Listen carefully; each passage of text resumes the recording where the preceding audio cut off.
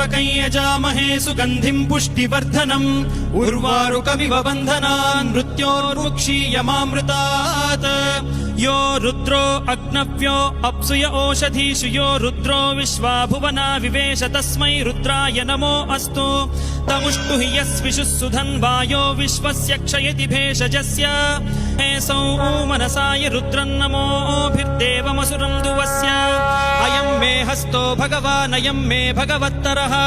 अयं मे विश्वभेषजोऽयं शिवाभिमर्शनः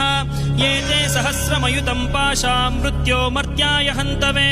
तान् यज्ञस्य मायया सर्वान् वयजामहे मृत्यवे स्वाहा मृत्यवे स्वाहा ॐ